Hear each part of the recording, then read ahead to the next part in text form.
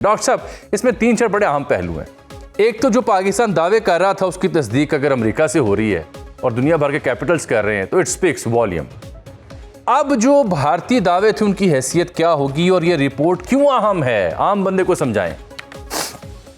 देखिए, पहली बात तो ये है कि पूरी की पूरी दुनिया ने उस वक्त 7 मई की रात को उनको पता चल गया था कि भारत के जहाज गिराए गए, और पाकिस्तान की मिलिट्री लीडरशिप ने, आर्म फोर्सेस ने भी जब वेरीफाई कर लिया तो ये कहा कि हमने ये जहाज गिर गए और कंफर्म हो गया। लेकिन इंडिया क्योंकि बजिद था इस बात पे कि नहीं, और फिर आपको याद है उनके चीफ ऑफ डिफेंस स्टाफ खुद ही मान गए कि हमारे जहाज गिरे, कितने गिरे ये इंपॉर्टेंट नहीं है, क्यों गिरे ये हमारे लिए इंपॉर्टेंट है। और उसके बाद फिर आहिस्ता आहिस्ता वो मान गए। जब बहुत प्रेशर आया तो फिर उनके एनएसए ने कहा जी हमारा तो शीशा भी नहीं टूटा। तो कंफ्यूज इंडियन लीडरशिप थी। लेकिन डोनाल्ड ट्रंप साहब जो है वो हमेशा ये कहते रहे कि नहीं, जहाज गिरे। और उसके अलावा रॉयटर्स हो, एसोसिएटेड प्रेस हो, दुनिया की बड़ी अखबारें ये कहती रही कि उनके जहाज गिरे।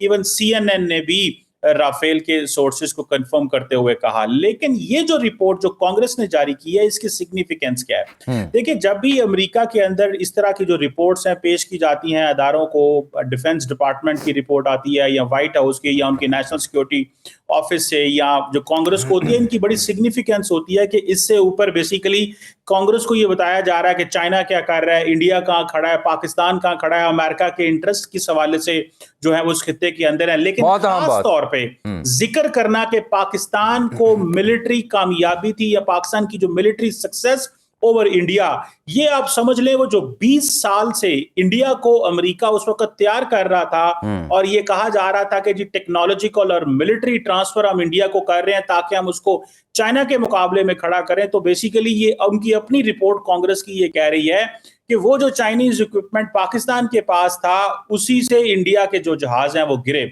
और उसी के जरिए इंडिया जो है वो अंडरमाइन हुआ। तो बेसिकली तो वो इंडिया का भी एनालिसिस कर रहे हैं कि हमारा पैसा डूब गया, हमने जो कोशिश की थी वो नाकाम हुई, और पाकिस्तान का भी खुशी से जिक्र कर रहे हैं कि ये पाकिस्तान के जो पायलट थे, पाकिस्तान की आर्म फोर्सेस थी, ये उनकी कामयाबी है। लेकिन सबसे बड़ी चीज इसमें ये है जामी साहब कि आज के बाद पूरी दुनिया के अंदर अखबारें, researchers, scholars, think tanks, universities जब इंडिया और पाकिस्तान के इस कॉन्फ्लिक्ट को लिखेंगे तो वो यूएस कांग्रेस के इस सोर्स को भी लिखेंगे। इसको कोट करेंगे। कांग्रेस ने ये कहा, इसे एक मोतबर तीन रिलायबल तरीन सोर्स के तौर पर कोट करेंगे। You are absolutely right doctor Qamar Cheema. अच्छा, मैं आपसे जानना चाह रहा हूं कि इसमें देखें, भारत ने तो यहां पे 8-10 मकाम करने की कोशिश की, लेकिन ये रिपोर्ट कह रही है कि पाकिस्तान ने 109 फौजी अहदाफ को निशाना बनाया। That's a huge number. और इसमें जो उनका S-400 डिफेंस सिस्टम था आदमपुर का, उसकी भी जिक्र है आगे जाके तफसील के साथ। This also speaks volume. लेकिन साथ एक तीसरा नुक्ता भी आप शामिल करें तबसरे के लिए, वो ये कि जब ये रिपोर्ट जब आई तो इंडियन मीडिया अब ये बात कर रहा है वो चीनी हथियार था जी, वो चीनी टेक्नोलॉजी थी। तो बंदा इंडिया से पूछे कि आपके जितने भी ये हथियार थे, जितना भी डिफेंस सिस्टम था, ये क्या अंबाला में बनाया गया था? जी, वो जारी बात है, वो ये अंडरमाइन कर रहे हैं बेसिकली चाइनीज टेक्नोलॉजी को, और वो कहना चाह रहे थे कि जी पाकिस्तान के पास चाइनीज टेक्नोलॉजी बेसिकली, तो ये बात कर करके वो शायद वेस्ट से ये तासुर लेना चाहते हैं और सपोर्ट लेना चाहते हैं कि हमें भी आपका मिलिट्री हार्डवेयर चाहिए। और खास तौर पे वो दुनिया के मुख्तलिफ मुल्कों को कहते हैं कि जो टेक्नोलॉजी आपने हमें दी है वो पाकिस्तान को नहीं देनी। तो मैं समझता हूं कि ये जो कुछ बात उन्होंने इसके अंदर हुई है कि जी पाकिस्तान ने 109 जगहों पे हिट किया, मैं समझता हूं पूरी दुनिया की मिलिट्री हिस्ट्री के अंदर इसका जिक्र होगा बार बार। और चाइना, देखिए चाइना की मिलिट्री इंडस्ट्रियल कॉम्प्लेक्स को भी बहुत फायदा हुआ। पाकिस्तान ने, देखिए चाइनीज मिलिट्री हार्डवेयर जो है वो कहा जाता है कि जी वॉर टाइम में टेस्टेड नहीं था, लेकिन वो भी टेस्ट हो गया। तो सवाल यह है कि पूरी दुनिया मिलिट्री हार्डवेयर जो है वो इंपोर्ट करती है। हम भी चाइना से करते हैं, हमने अमेरिका से भी किया है, हमने फ्रांस से भी किया है। इंडिया भी सारा इक्विपमेंट उसके अपने पास, तो उनके पास कुछ भी नहीं है, उन्होंने भी सारी दुनिया से इंपोर्ट किया। हमने तो फिर भी JF-17 थंडर जो है वो चाइना के साथ मिलकर जॉइंट प्रोडक्शन की है, और हम आगे भी उसको एक्सपोर्ट कर रहे हैं। सो हमारे पास तो वो सारे का सारा जो जिसे आप कहते हैं ना इकोसिस्टम मौजूद है, या हमारे पास वो मिलिट्री हार्डवेयर मौजूद था। लेकिन सवाल ये पैदा होता है कि अब ये रिपोर्ट आने के बाद इंडिया के पास वो जो अपनी आवाम को तो बहुत कुछ बेच सकते हैं कि जनाब जो झूठ सच उन्होंने बोलना था और मीडिया ने उनकी बात करनी थी वो तो करते रहेंगे, लेकिन अब वो इंटरनेशनल ऑडियंस के सामने बैठ के नहीं ये कह सकते कि हमारे जहाज नहीं गिरे। इंडियन एयर चीफ तो 6 महीने बाद आके कह रहा है जी हमने भी पाकिस्तान के जनाब टारगेट हिट किए। तो लोग उनसे पूछ रहे हैं कि ये बातें करने की हैं, क्यों इंडिया की हुकूमत की तरफ से प्रेशर आ रहा है। देखिए, इंडिया की अफवाज इस वक्त बहुत अंडर प्रेशर है। इंडिया के अगले दिन आर्मी चीफ ने 2 दिन पहले ये कहा है कि हमारे पास कैपेबिलिटी भी जो रिसोर्सेज नहीं है, हम लंबी जंग लड़ना चाहते हैं। तो एक तरफ तो वो अपनी पॉलिटिकल लीडरशिप को खुश कर रहे हैं ये कह के कि हम लड़ने को तैयार हैं, लेकिन साथ में ये भी कहते हैं हमारे पास कैपेबिलिटी नहीं है लड़ने की, हमारे पास अभी वो रिसोर्सेज नहीं है, हमें वो रिसोर्सेज दिए जाएं। Indian air chief on record कह रहे हैं कि हमारे पास मिलिट्री हार्डवेयर मौजूद नहीं है, हमारा रिसर्च एंड डेवलपमेंट वाले काम करते हैं लेकिन हमें फाइनल डिलीवरी नहीं करते, जिसकी वजह से हमारे पास मिलिट्री हार्डवेयर आउटडेटेड है।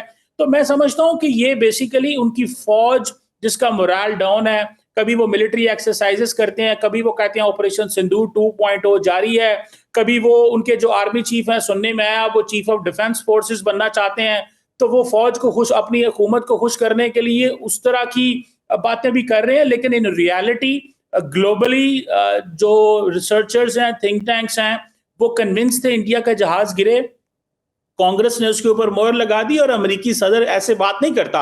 हाँ। अमेरिकी सदर के पास भी उसके पास भी FBI, CIA और बाकी मुख्तलिफ इदारों की इनपुट होती है जी, मुख्तलिफ इदारों की इनपुट के बाद ही बात करता है ना कोई जिम्मेदार, बिलखुसूस अमेरिका का सदर या कांग्रेस की रिपोर्ट भी मुख्तलिफ इदारों की इनपुट आती है और दुनिया भर के कैपिटल्स में ये बात तो अब ज़ेर बहस है। ये कई मौजूआत में रिसर्च का मौजू बना पड़ा है। पाकिस्तान की बर्तरी आपको ढकी छुपी बात नहीं रही। लेकिन जी हम पैरेलल देख रहे हैं डॉक्टर साहब, अफगानिस्तान के साथ बहुत ही इन्वेस्टमेंट हो रही है, उनके वज़ीर तिजारत भी वहाँ गए हैं, कार्गो सर्विस को शुरू करना चाहते हैं, उससे पहले वज़ीर ख़ारजा भी वहाँ मौजूद थे। ये बड़ा अलार्मिंग है पाकिस्तान के लिए। मैं आज देख रहा था कि मुल्ला अब्दुल सलाम ज़ईफ़ से मनसूब बयान है, वो कह रहे हैं कि जंगी हथियार तो हमारे पास नहीं है, लेकिन पाकिस्तान से ज़्यादा ख़तरनाक असासियाँ हमारे पास मौजूद हैं, कोने कोने में हमारा साथ देने वाले नज़रियाती लोग हैं पाकिस्तान में। ये क्या कहना चाह रहे हैं? देखें, अफगान तालिबान जो है ना, वो आपको पता है उनको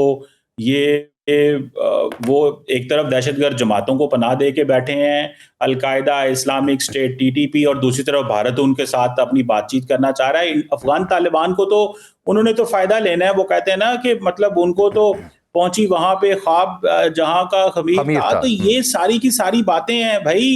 एक तरफ वो कहते हैं जनाब कि जी हम आइडल वर्शिपर्स जो पूजने वाले हैं उनके साथ नहीं चल सकते, दूसरी तरफ उनके साथ जाके बैठ गए हैं। और फिर जो आपको पता है बमियान के स्टैचूज के साथ हुआ, और आज की सिचुएशन देख लें। अभी अगले दिन आमिर साहब मुत्तकी साहब गए हुए थे, खवातीन को अंदर, सहाफियों को अंदर नहीं जाने दिया गया। सो ये जो सिचुएशन उन्होंने पैदा की हुई है अफगान तालिबान ने, जिसमें वो अभी जा रहे हैं इंडिया के पास, तो इंडिया को ये समझ है कि जी ठीक है, इस खित्ते के अंदर वो आइसोलेट है, बांग्लादेश उसके असर में नहीं है, पाकिस्तान के साथ वो जंग हार गया, तो ठीक है अफगानिस्तान में जाएं, प्रॉक्सीज को सपोर्ट करें, फंडिंग करें, पैसे दें, सस्ती जंग लड़ें। महंगी जंग तो जामी साहब नहीं लड़ सकता भारत।